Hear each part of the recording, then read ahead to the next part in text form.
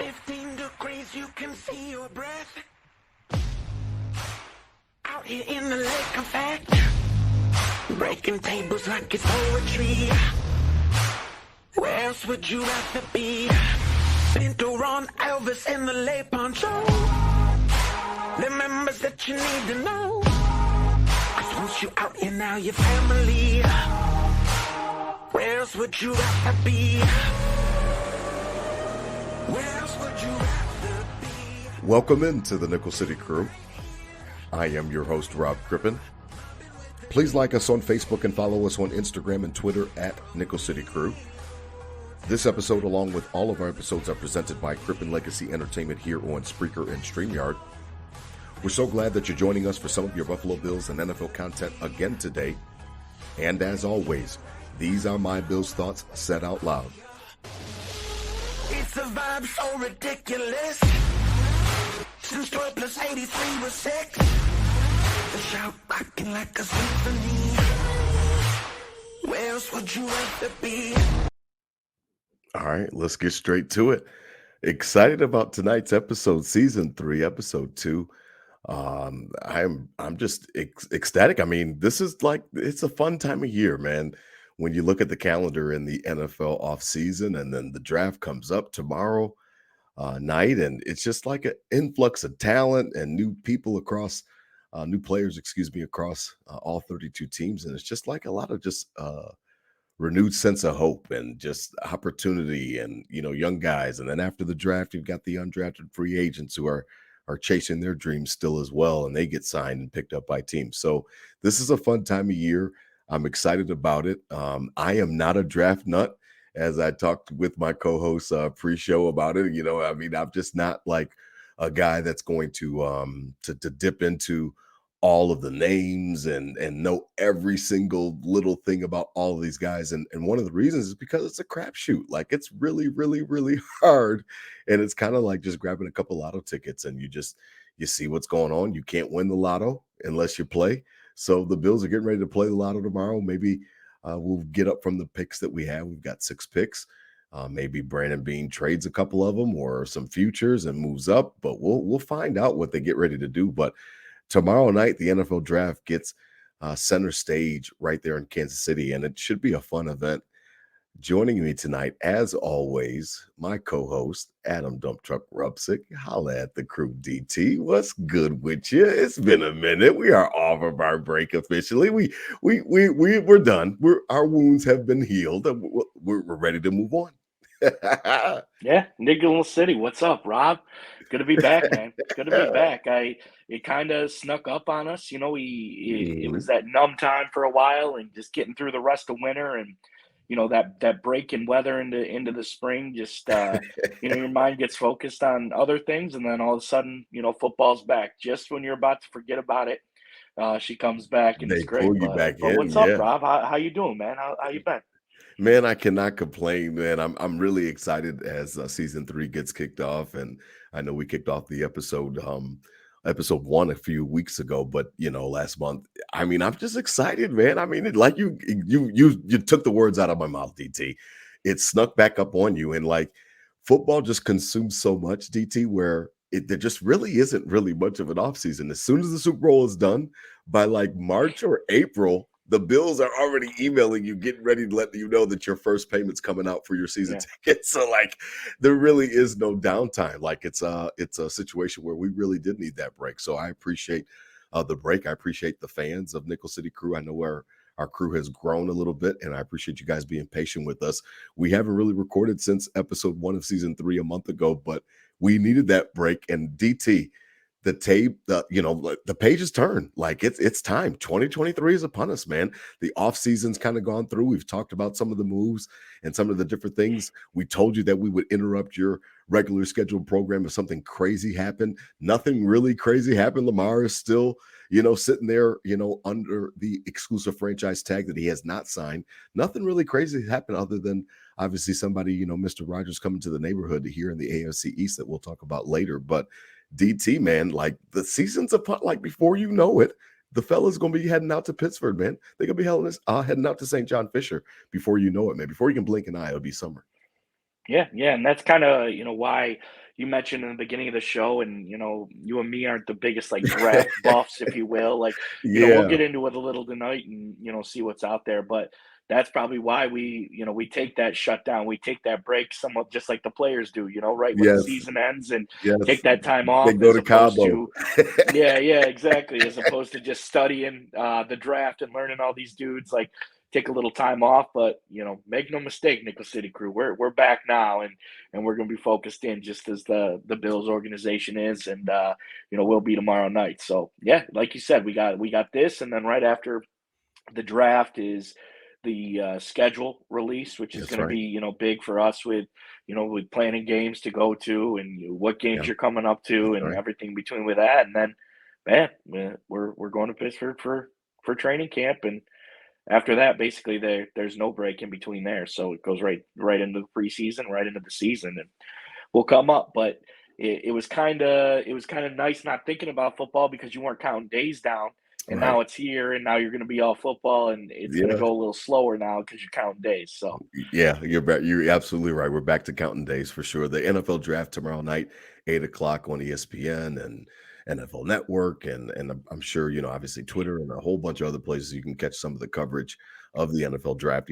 One of the things about it, and it's funny that we talked about it pre-show, DT, is the one of the main reasons why I'm not, a draft nut or whatever the case may be, or whatever you want to call it, is just because of the fact that a draft nerd, because just like a lot of people just don't have a damn clue what they are talking about. And one of the funniest things to me, DT, that I wanted to kind of throw out there to you was kind of like how we rip these, not we, but how sometimes the media will rip these prospects down. They'll build them up and then they'll rip them down. And it was funny because when I'm watching all this CJ Stroud stuff and now Will Levis and he's shooting up the draft boards all of a sudden out of nowhere at the end of the draft process, it's just been funny to me because like I'm thinking about Cam Newton back. I'm down here in Charlotte, and I remember like how they said his smile was disingenuous, and it's like, who in the ham sandwich, as my father would say, would be able to tell that your smile was disingenuous and that you didn't mean to really smile the way that you were. But like throughout the process, man, they'll bring these guys up, they'll build them up, DT, and then they will tear them down. I mean, I heard shit talked about CJ Stroud, and he's supposed to be the number 2 guy all draft process, and then all of a sudden, oh, he didn't do something with the Manning camp, and he's not coachable, and then all of a sudden he's being mocked way lower now, and it's just crazy how this whole process goes, because no other professionals have to go through this. No other professionals. You could be yeah, a meteorologist, you could be a doctor, you could be a lawyer. Nobody's going to tell you where you're going to go work. Now, you may make decisions and understand that, hey, if I'm going to be on TV as a meteorologist, I might have to go and move to Iowa and move to Nebraska and move around before I actually get to my hub where I really want to be in Atlanta or one of the major markets. But like, that's a decision that you made. Like, nobody forced you to do that. These guys have zero opportunity to make a change on where they're going. Everything will be decided for them tomorrow night. And it's just a crazy process, DT. It's crazy to me. yeah. But Rob, the other end of that stick of not having the choice is getting millions of dollars. Yeah, that bank So account every I think Tuesday. you and me, if Yeah, that direct if deposit every Enterprise says, Tuesday. we'll Yeah. give you $1 million, but you're coming to Minnesota, then To Albuquerque. my ass is on the next plane to Albuquerque, that's for sure. Yeah. You ain't But yeah, lying. you talk the actual breakdown of these guys is crazy under the microscope, but that's Mhm. what it's got to be. You're coming into the biggest entertainment show in the world, and That's right. the biggest, fastest, strongest dudes, and you got to be elite with them. And That's right. our main guy, 17, went through the heavy draft process. That's Was right. not accurate. Mhm. He stinks. All this, Yeah. and every story ever comes like that when it comes to the NFL draft. So it'll be interesting when getting away from the draft like study. The Bills aren't picking in the top 10 anymore, Rob. We That's don't we right. don't got to know these top 10 guys. We don't got to know these Heisman Trophy guys. Like, You ain't lying. build the team in the late rounds, and that's what all good teams do. So we don't got to study these top 10 picks because we haven't been there lately. It used to be that's all we did, right? We That's were all we definitely a did. little more draft savvy back in the drought for Yeah, sure. yeah, absolutely. Arguing about Aaron Maben versus Yeah, Brian Arakpo and all these other EJ Manuel. EJ Manuel versus Derek Carr and all these other comparisons, and trying to figure out what you're going to do and what your team is going to pull the trigger on. It's funny because, the draft, as much as it is a crapshoot, being at the end of the draft, it kind of takes out some of the, some of the, you know, so to speak, like the speculation, you know what I mean? So to speak, like there's a lot of scenarios that are not going to happen. And that I'm a WGR listener, avid listener all the time. And I'm on the wide receiver train and I'm ready to go. And I want a receiver in round 1 or 2. But it's been funny to kind of listen to some of the rhetoric, because like some of the guys that they're talking about, they're hoping for is Zay Flowers and Jackson Smith and Jigba. Like these guys are going to be long gone by the time the Bills are up on the clock around 11:30 at night tomorrow night for pick 27. That's another thing. They're keeping us up late, Rob. Yeah, it's gonna be a late night, man. You better be ready. I think there's one NBA game. The NBA is such a smart business. They're playing most of their games tonight. There's 4 games on tonight and then only 1 tomorrow. Atlanta and Boston. Yeah, they know to get out of the way, man. The NFL is a behemoth. It is a snowplow. It literally just will come through and it will just wreck your entire world. It will take over everything on our focus tomorrow night. And the Bills at pick 27, on average, they've been saying on WGR throughout the week that, around 11:15, 11:20, 11:30, you can kind of look up and expect the Bills to be picking. Or if Brandon Beane, and in my opinion, would be the best move for him if he gets a chance to move back at the late end of round 1. Maybe somebody wants a quarterback. Maybe somebody wants Hendon Hooker or Will Levis if he drops that far, or another guy that another guy that they love so much. It's interesting to see because there's just so many different scenarios, and I think that's one of the things that one of the reasons, why I stay out of the whole draft thing, DT, is because there's just too many variables. Like there's so many variables where you have no idea what a team is really looking for. I heard that Will Anderson was the best player in the draft. It doesn't matter regardless of position, and Houston's going to grab him if they don't grab a quarterback. And then all of a sudden now it's Tyree Jackson out of Texas Tech. And I'm like, well, wait a minute. You just been telling me for 2 months that Will Anderson is the truth. And now all of a sudden Houston might not go with the quarterback. And if they don't go with the quarterback, they're not going with him. They're going with another defensive end. Like it just makes, it's just all a crapshoot where really everybody is it's a whole bunch of conjecture. 100%. And I'm looking for the Bills this year, like you said, some of these big names where I think that, they're probably going to be good. Like in the past couple of years, the Chris Olaves, the Garrett Wilsons, when I'm talking receiver now, right? These big time guys have usually lived up to the hype. And, you're coming in with a lot of names in the receiver draft this year, but you're going to have to go up to get them. So I've kind of been opposite of you when I'm saying, I would like a receiver, I would like a weapon, but I don't think we can get up high enough to get, who we really want up there. Absolutely. And so I don't think we settle at 27 for, a mid-grade when Beane kind of likes the mid rounds to have that weapon. Khalil Shakir last year in the 5th and Gabe Davis, before that in the 4th. So he likes to kind of to shoot at that point, or maybe he does something a little uncharacteristic this year, trade up and go get JSN or Addison or Flowers or something like that, Quentin Johnston from TCU. But I've kind of passed the point of they're probably not going to trade up to do that. So then at 27, let's build. We'll see. Yeah, Von Miller, who's been very vocal about wanting to become a general manager at the end of his football career, talked about, just on his little podcast thingy. And I love listening to him now because I respect the fact that he already, is planning out the rest of his career. He understands he won't play for the rest of time. He understands that he needs to make plans. And I love the fact that he's into football and he's so into it. He was just like, take BPA. Take best player available. Like just, doesn't matter the position. And he mentioned quarterback. Obviously, he really didn't mean that. We obviously are not going to take a quarterback if that's number 1 on Brandon Beane's board. But, regardless, I mean, like I'm at this point in time, I told you that a couple episodes ago, DT, like I've kind of backed off. I'm on the wide receiver train. I want 1 in round 1 or 2, But like, I'm okay if it's round 2 because like, it could be a defensive lineman. It could be a defensive tackle. There's no defensive tackles, as we've talked about ad nauseum, and they've talked about and pointed out on WGR and all these other outlets. Like, there's no defensive tackles on the contract after next year. None. Not, Ed Oliver being picked up. So, like, it could be a DT. It could be an edge rusher. It could be an offensive lineman. Maybe they want some help and somebody to actually push Spencer Brown or right there on the right tackle position. Maybe they want somebody at a center position where they want an interior lineman that's going to fill in for Mitch Morris if he doesn't play much longer with his concussion history.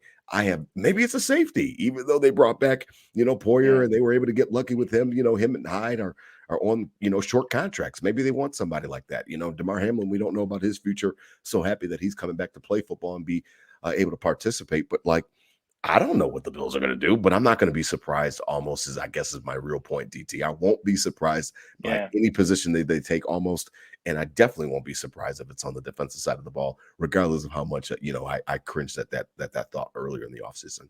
Right. And that's kind of the MO of this team, the MO of Beane to do something like that. But I am leaning one way. If we can't go up and get, a solid, because I think receivers, number one, just because it's sexy and you got to give weapons, and all these teams that are good at weapons, but if we can't get those big name guys up in the middle teens or low 20s, Right. I'm leaning offensive lineman. I think you got to focus on, a high touted offensive lineman at the end of the first round talent, maybe somebody that slipped a little because there's so many wide receivers, quarterbacks taken.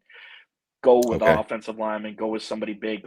Priority one's got to be protecting longevity of 17. We keep talking about it. He's got to be upright to make plays and be a superstar. So that's, I think, if we're not making a huge wide receiver splash, I got to directly lean to a high pick in an offensive lineman. We got to start getting some talent there. They can go anywhere, talent, Right. guard, center, tackle, guard, center, anywhere on the offensive line. I'll be happy if we take somebody in the first round.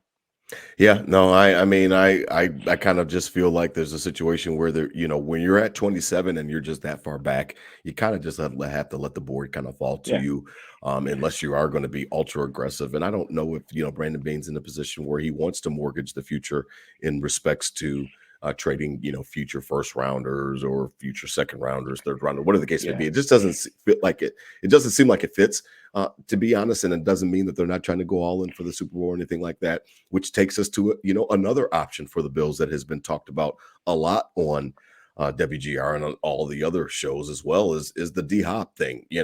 Listen, I'll state it here.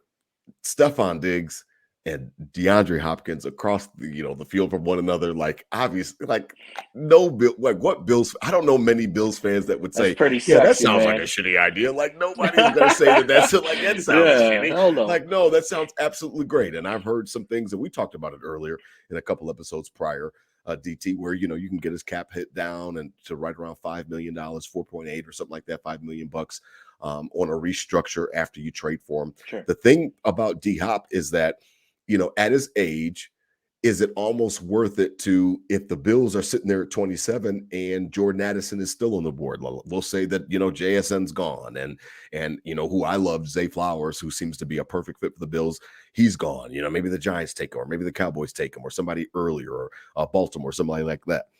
If Jordan Addison is sitting there on the board, I don't know if I don't necessarily want the Bills to take him as opposed to DeAndre Hopkins. Is DeAndre Hopkins better than Jordan Addison? Yeah. Absolutely. But you have to factor in the fact that he's a first-round pick, which means we've got 4 years contract plus a 5th-year option that is held by the team, in addition to the fact that he's so much younger where I can groom this young man. I can find a way to incorporate him where he is a succession to Stephon Diggs. So I'm not exactly sure where I lean. I just know that obviously D-Hop would be awesome, and it sounds like Madden. And also a lot of times that I hear it, it kind of was like the Beckham stuff last year where just it sounds like something that's not going to happen. I know that Arizona would love to rid themselves of that contract. If not, just sit back and just wait until they release him and then go to him and then battle it out with Kansas City or whoever other contender that he wants to go with on a contract. Trading assets for a guy at that point in time, at that age, I don't know if that's the best choice if, somebody that they love, obviously somebody that they love is sitting there at 27. Well, we're talking figuratively here. If the Bills are interested in DeAndre Hopkins, right? If they're legit about DeAndre Hopkins, right, then I think they're using the draft as it's a win-win. If okay. That's the case, Mm-hmm. if they can't go up and get the guy they want, or not even go up, if they can't get the receiver they want, then they make a run at D-Hop after the draft. Maybe that's a little move if they're on D-Hop right now. You know what I mean? Like a mean, win-win. Like we're gonna see what we can do. If we can get one of these guys, do the right, smarter route. right. Get the young guy, come in, try to mold him. If we can't do that, let's draft best player available, and then we'll go get D-Hop after the draft. Yeah, because it looks like that, the D-Hop trade would be something that happens in the second round anyway. The Bills are Yeah, not going to yeah, give Arizona their first no, round pick under any circumstances, I don't think. So, if that's a situation where you want to wait till Friday and see what the lay of the land, as they say, looks like, then I'm all down for that. I mean, D-Hop yeah, sounds like a great, it's a great idea. Like I can see it, on the opposite sides of the fields, and obviously it's going to cause defensive coordinators a lot of headaches. Now, speaking of defensive coordinators, obviously our head coach has finally made it official, and he has said that he's going to take over the defense. So, harkening back to a couple episodes ago, I'm excited about this opportunity for the Bills to kind of get an opportunity to kind of really just shed the light onto Sean McDermott. And I'm not calling for his job or anything like that. We won't redo an episode or anything like that, but all eyes on McDermott, and he has made it official. He's going to call the defense DT this coming up 2023 season. He says that if he has to regulate and kind of delegate and let some other guys take care of some things, if it's just a little bit too much on his plate, obviously he left himself the flexibility that he'll adjust if he needs to. But as of now, he said he's excited. He said that that's where he cut his teeth. We've always talked about it. That's where he did cut his teeth with Philly and Carolina as a defensive coordinator, and kind of getting him, on that side of the ball. Listen, Leslie Frazier's gone. I listened to a couple of our old episodes, DT, today, just kind of getting back in the swing of things, and we'll see, man. I mean, he is front and center, your head coach, front and center. Before we talk about the AFC East additions and how the AFC in general is just a juggernaut coming up in 2023. Okay, Sean, he's the man. He said he wants to be the man. He's the man. He's got it. yeah. And I think there's going to be some success there because he's one of those guys that isn't gonna he's got a lot of pride to him, right? Okay. And he knows he's putting this all on his plate, and he's going to be super critical under the magnifying glass with this defense. So he knows he's going all out, even if he's got to sacrifice some other things to make it happen. But go back to the draft. That's another one, Rob. None of us mentioned was we don't got a play caller in the middle of the defense. Yes. So You so took the that could words be out of my head, something man. of that might be something they look at in the draft of, okay, we were going to take this guy, but now Sean's calling the defense, and he thinks he can work with this guy better. He thinks he something can like work with Drew Sanders. He thinks he can work that with they would Trent have never, Simpson. because I think that's got to be a pick. Is backer, at some point they had David out there, Levante David, that they didn't make a move on and didn't do anything in free agency linebacker wise. So, they got to make a linebacker pick. Now I Eventually. heard Sal Capaccio talking about this as well, and I was interested because it was something that didn't really dawn on me, because I just next man up, best player available, just go get it. But I have spoken about and we've spoken about on this show before, just how Tyrell Dotson and how Terrell Bernard, they're going to get an opportunity to kind of play. Is it kind of out of character for the Bills to pick another linebacker when they just made a third round and investment on Terrell Bernard last year? Like, is that out of character for them to kind of quote unquote give up? I don't think that drafting a linebacker means in the first or second round means that you're giving up on Terrell Bernard or Dotson. No. I just think that it's just competition, man. Iron sharpens iron. Let all these guys come in and participate and go get it. And I don't really, at this point in time, Edmonds is gone, so you need to find his replacement. And at this point in time, I don't care where it comes from. I don't care if they draft somebody in the second round or the first round, if it's Jack Campbell or Drew Sanders. I mean, obviously there's got flaws on all these guys. That's what the draft is. Like, you'll be able to find flaws on everybody. Bryce Young is going to go number one probably tomorrow. And all they could talk about is how he's, as short as Drew Brees. So everybody's got, flaws, and everybody's got different things to their game. Is it a signal that they made a mistake if they draft another linebacker? Because I heard that today, and I just didn't agree with it. I was like, I don't think they give a shit. Next player, let's go. I don't think so, because even if Tremaine Edmonds stayed and they paid him this year and they drafted a linebacker, I don't think people would have been that crazed up about it. Okay. So even so, with Tremaine out, they draft a linebacker. It's it's got to happen, I think. Yeah. So that's where I kind of stand with it, Yeah, they especially got. linebacker. I know they've got Terrell Bernard and Tyrell Dotson, and it was just kind of floated out there today that there was a possibility that maybe the Bills would never possibly draft a linebacker early because of the fact that they just made an investment in linebacker. And I kind of look Sure. at it as the circumstances changed. I mean, last year they drafted a linebacker and they drafted Bernard, and he played the game. It didn't really work out, but he was in there. Come back to camp. He's under contract. Come back to camp and put on your helmet this offseason. Go to St. John Fisher and knock some heads around and try to prove and earn your spot. If it's Drew Sanders or Jack Campbell or Trent Simpson, I don't think that it changes anything at all. Like, you guys have to all go out and compete for your job. Unless you're 17, you got to go out and 17 or 14, or or 40. Yeah. You better go out and earn your spot because or 58, as we give respect to Milano, who they chose, and 23 and 21. Yeah. I mean, there's not many but really starting spots available, man. There's not really many starting spots available is the point. So you got to go out there and earn your job. So I'm down with that. I'm really excited because, the draft is just a time, like I said at the beginning of the show, DT, it's a time where, there's new faces and there's new, blood into the program. And I'm excited about it. Mr. Rodgers is in the neighborhood, DT, officially. Now nice. it took him long enough now, but Mr. Rodgers is in the neighborhood. I don't know how friendly the neighborhood is going to be to him. What do you think about the Jets? They finally pulled the trigger. They gave up the compensation that the Packers were looking for and got their guy. I don't know if he's just there for a year. I don't know if he's there for 2 years. I couldn't see him there for any longer than 3 years, for sure, the way that this guy waffles back and forth. What do you think about the Jets, man? Are they instantly on the Bills' coattails? They had a great D. Obviously, we've talked about it ad nauseum. Defense is not always, comparable from year to year. And that's really one of the great things about the Sean McDermott and Leslie Frazier led defenses is that they've been great these last few years, which is not always something that translates. What do you think, man? The Jets had the D last year. Now they claim they just needed the quarterback. They go out, they get this old man. I mean, he's got plenty of MVPs. I mean, he's got a Super Bowl ring. I mean, it was a long time ago, but he still got one. What do you think about Aaron Rodgers?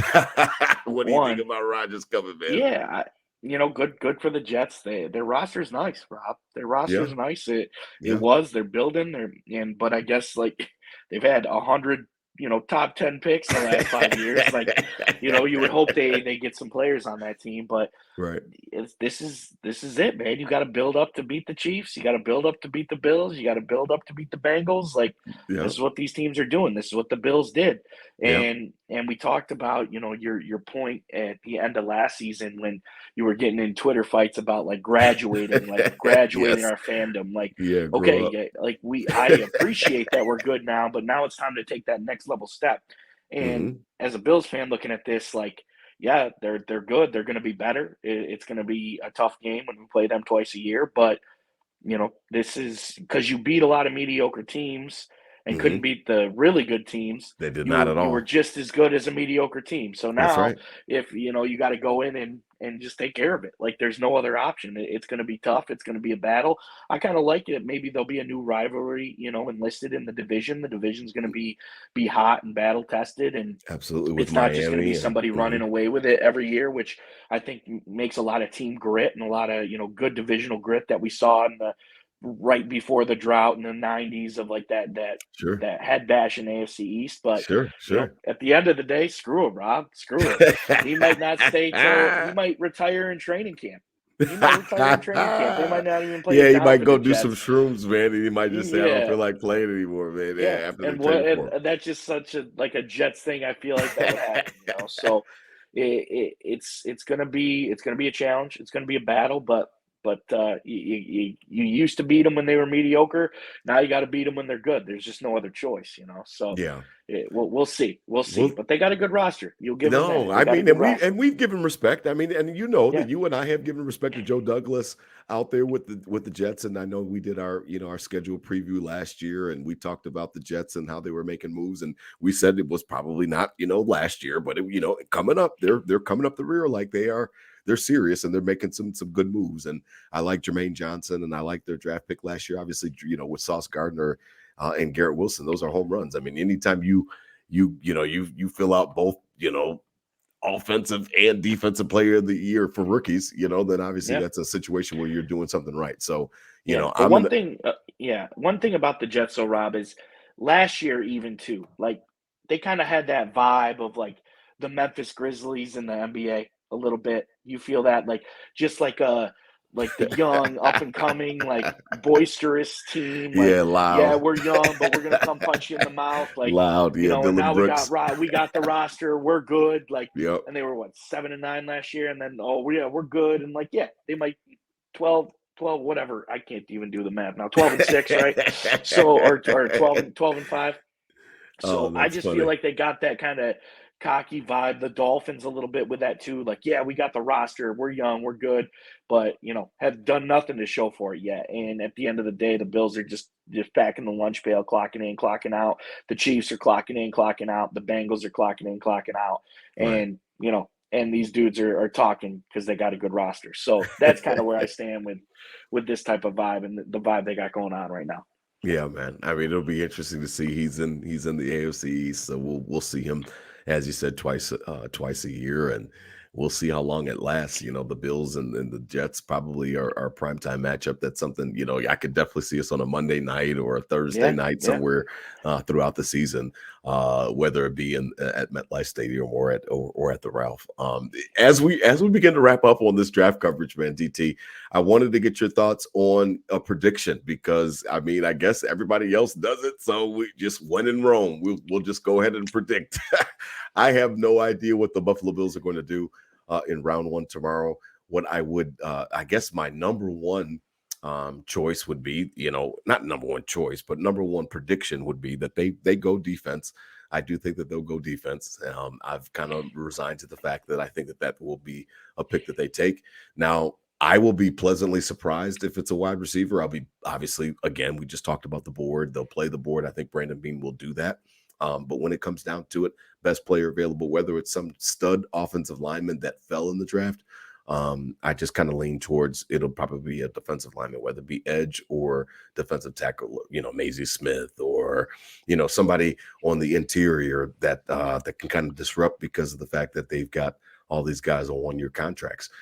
I think that that's where they'll lean round one. I won't be upset. I'll be, glued in on Friday on the wide receiver train, grabbing the horn, shoving coals into the engine for us to go ahead and get a wide receiver, whether it be Josh Downs or, all those different guys that they've, kind of projected in the second round for us. So I'm kind of leaning towards it'll be defensive line. And that's kind of where I'll just sit on it. Not what I want, but I do think that the way that the board's going to fall, I think that Brandon Beane, unless he trades up, I think that's where it lands for us, man. I really do. Okay. Well, I'll go opposite. I'll go O-line. Staying in the trenches. Yep, staying in the trenches. Games won and lost there, right, Rob? So yeah. either or, I would be.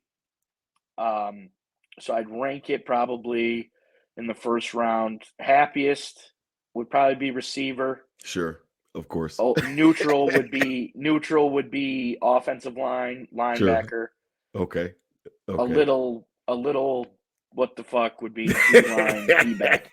Yeah, no. I don't think they're taking a defensive back, but yes, a little bit what the fuck is funny because just all of the different, resources. And we've talked about it on previous episodes. Pick, Yeah, I mean, like what is going on because they've poured into it. So sometimes what can happen, and with the draft, and again, it kind of leads back to our point of how it's a crapshoot. You can chase your tail. So you draft Rousseau. You think that he's going to be something generational with Bendy and he's huge, 6'7", and it kind of doesn't work. Now he's fine. He's serviceable. But then you go back and now you get, AJ up, and that's not really working. And then all of a sudden, then in one draft year, you go, back to back. You do Rousseau and then you do Boogie Basham. And you're like, fuck it, we're going to go back to back. And Basham, great. Yeah. All of a sudden you're chasing your tail is what I mean. All of a sudden now I'm drafting another defensive end because I'm trying to make up for the mistake that I made the previous year. I understand that those are premium positions and I understand sometimes the logic behind chasing your tail on those, but I don't want to continue to ignore weapons for Josh Allen. I understand that, guys like Darnell Washington from Georgia and, all the Bills, Mafia and Nickel, well, how are you going to use them? And are you going to run 12 personnel? Like, I don't care. I just know that he looks better than Dawson. Like, he looks like excellent. Like just put him on the team. Like, I don't give a shit. Like, let Josh and that's what you're paying Ken Dorsey for. Pay this man to come up with options, to come up with different sets, to come up with different window dressing, to come up with different motion, pre-snap, like different things. Like it's just, it all leads back to, fill the weapons around Josh Allen and then leaning it on Ken Dorsey to make it all work. And if he can't, then let's be able to see why am I so happy that Sean McDermott is under the microscope? Because if it doesn't work, then I get a chance to get a little bit of a glimmer into why it didn't work in the previous seasons. Now I don't have to lay everything. I never was laying everything at Leslie Frazier, but for the Bills Mafia now I have more ammunition to say, hey, no, well, maybe the off coverage against Cincinnati wasn't all on Leslie. Maybe the off coverage against, Patrick Mahomes on first and second down and 13 seconds wasn't all on Leslie. Look at how your coach just did XYZ this season. So I'm happy that, the curtain is kind of pulled back, and I want the curtain pulled back on the offense as well. I want to know as quickly as possible if Ken Dorsey can do this job or not. Continue to surround Josh Allen with weapons, so that way we can get to that answer quicker. That is kind of how I'm leaning towards. Like, I want to find out if he knows what he's doing as soon as possible. Yeah, that's a good point on both sides. You're going to really see if McDermott and get some closure or happiness. And you'll definitely see, what Dorsey can do if we add some weapons. Because I think even if they don't, draft a receiver or D-Hop, the weapons train is still going to be in motion. Like, that's never going to stop. Well, 17's the quarterback, right? That's always got to be in the conversation. But I like. But they kind of fucked it up last year, though. They kind of fucked it. I mean, like by the end of the year, it was Josh asking for Cole Beasley to come back and John Brown. Like that kind of signals a fuck up. Like you might have wanted to draft some receivers beforehand. Sure, yeah, that's a great point. I mean, come on, let's keep it real. Let's keep it funky. Yeah. But I like the spot the Bills are in right now. I think it's a lot more comfortable being right in the middle now. Like, right in the middle of expectation, right in the middle of, and it's the mindset I feel the past couple of years has been like, oh, maybe we'll be good again. Like with the team, maybe we'll be good again. Oh, we're good again. And now we have to be good. We have to be good. Absolutely. And and we're still one of the betting favorites, but we're going to gradually become, I don't think, not the betting favorite with all this other, pizzazz, if you will, going around the conference. So I wouldn't say we're underdogs by any means, but I kind of like being out of the limelight a little. Get back to focus, get back to your deal, and and have to be good is the mindset of this team going in. And I kind of I just feel a little more comfortable being in that. Yeah, I mean, but it's just going to be tough to hide. One of the things that Jeremy White had said, and I this week on WGR, and I really did, I echoed it, and I understood that sentiment. Like, there's really almost nowhere to hide for the Bills now. Like, we're kind of marquee. Like, we're kind of like the Broadway, the show. You know what I mean? Like us and Kansas City and Cincinnati and maybe a few teams out in the NFC, but like the AFC is really stacked, and like we are kind of at the head of the class. Like, so there's really nowhere to hide for the Bills. We're going to be favored in a lot of games. We've got a crazy season coming up with some of the opponents, and I know we're going to talk about that when the schedule comes out next month. But like, I kind of look at it where there's just almost nowhere. I'm really running out of excuse. Like, I'm not looking to give any more excuses. I don't need us to play. Like, every team is going to play the underdog. Every team is going to say that nobody believed in us. Every team does that. Every team believes in that. That's kind of one of the locker room rallying cries, is that nobody believes in us. And that's kind of how you galvanize the room. And every, they're athletes. Like, Michael Jordan made up stories that weren't even true to get himself up for games. You know what I mean? So like, they'll come up with some type of way to have a chip on their shoulder. I just think that the Bills we're marquee now, DT. Like, we're on the main event. And I just want us to make sure that we're acting like it. Make sure that you're surrounding Josh Allen with as much talent as you can, weapons, or like you said, and we've talked about before, protection, making sure that you're keeping him upright, because I don't want this to be an opportunity wasted. That's all. I don't know how long the window is open. It's open. He's our quarterback. He's healthy. How long is he going to continue to be able to put on the cape, as we've talked about ad nauseum? I want to make it easier for him I want the layup lines and yada yada yada. So we'll kind of see what happens, DT, because tomorrow and this weekend, you will get some influx of new talent, new names on the Bills roster. Happy drafting. I'm excited. I'm excited how it shakes out. And, just to see, also one of my favorite parts about the draft is just talking shit about all the other teams, like, yes, how dumb you are. No, yes. they're screwed. They're screwed. Yep. Oh, gosh. Why would they do that? Oh, we are then all also the armchair reverse GMs. of that, though, is just the constant fear of any pick, the Bengals or the Chiefs pick. Yes. Oh, gosh. You're just like, oh, damn. What if he's good? What if he's you good? Are not lying. Yes, you're not lying. So that's how my drafts have been the past couple of years. Just kind of just ragging on other teams, and then every Chiefs or Bengals pick, like, oh, watching, really watching the highlight reel, like, damn, of course they got him. Like I didn't even know the guy, Yes, absolutely. I mean, if the Bills draft somebody on the defensive side of the football at pick 27, and then the Chiefs come around and draft somebody on the offensive side of pick, I'm gonna be like, what? Like, who is this guy? You're absolutely right. I'll be wondering what Brandon Beane missed and why didn't we take him? So it'll be fun, man. I mean, the draft is always fun.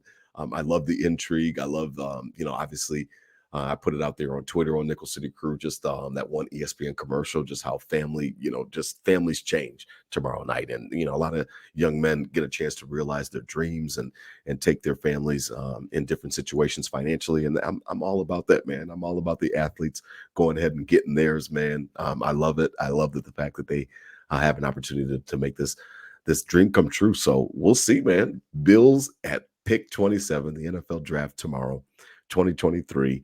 Starts at 8:00 again on all of anywhere you find NFL stuff. I mean, ESPN, NFL Network. I mean, you have to be under a rock tomorrow not to know what's going on in respects to the NFL draft. But tune in, watch it, and again around 11:15. I mean, I would say 11:00. Get in at 11:00.